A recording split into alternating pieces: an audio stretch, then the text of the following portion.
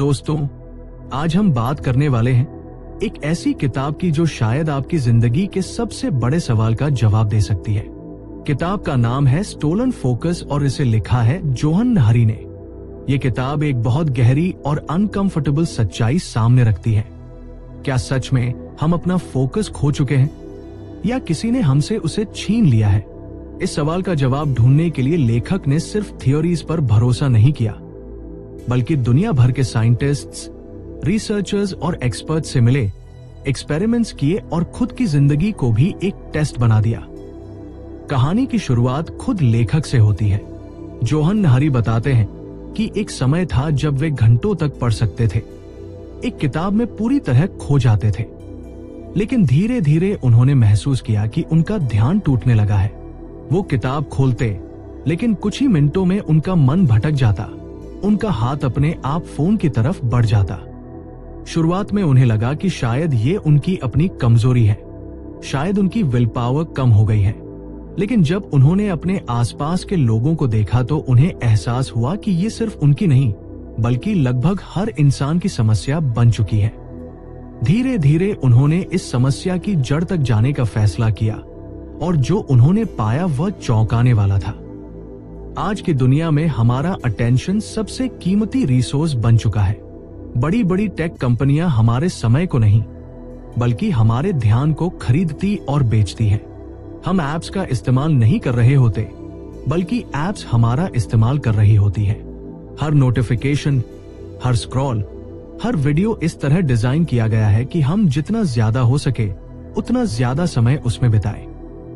Infinite scroll, auto play, personalised algorithms, ये सब accident नहीं है, बल्कि केयरफुली इंजीनियर्ड सिस्टम्स हैं जो हमारी साइकोलॉजी के खिलाफ काम करते हैं।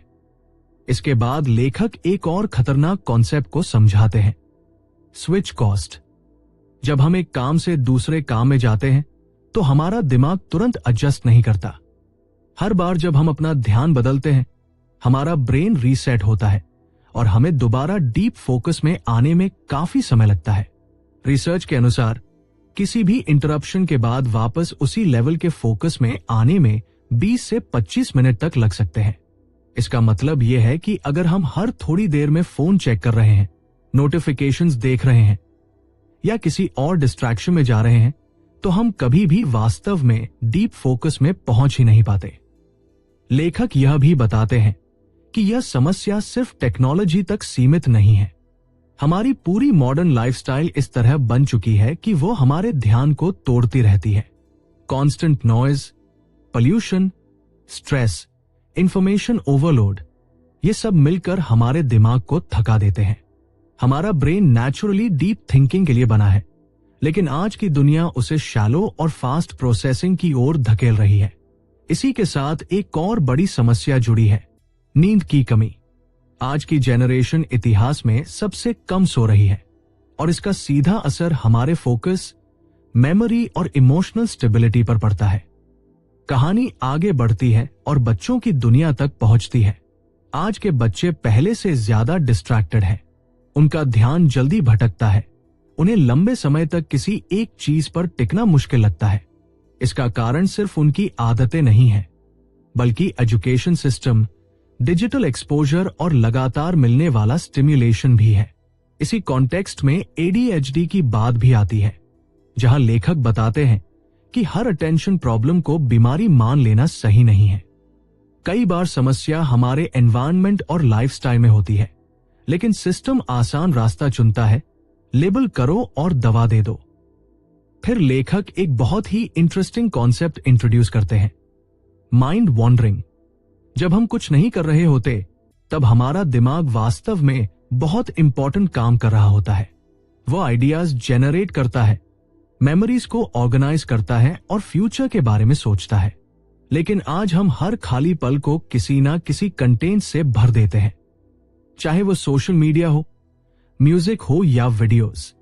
इसका नतीजा ये होता है कि हम अपनी क्रिएटिविटी और ओरिजिनल थिंकिंग को खोने लगते हैं। मॉडर्न लाइफ का स्ट्रेस भी इस पूरी प्रॉब्लम को और बढ़ा देता है। जब हम स्ट्रेस्ड होते हैं, हमारा दिमाग तुरंत रिलीफ चाहता है और फोन उसे इंस्टेंट डोपामाइन देता है। यही एक साइकिल बन जाती है। स्ट्रेस, स्क्रोलिंग, टेम्पररी रिलीफ और फिर और ज्यादा डिस्ट्रैक्शन। इस बीच मार्केट हमें सॉल्यूशंस भी बेचता है, focus apps, productivity tools, hacks. But ये सॉल्यूशन सरफेस लेवल पर ही काम करते हैं।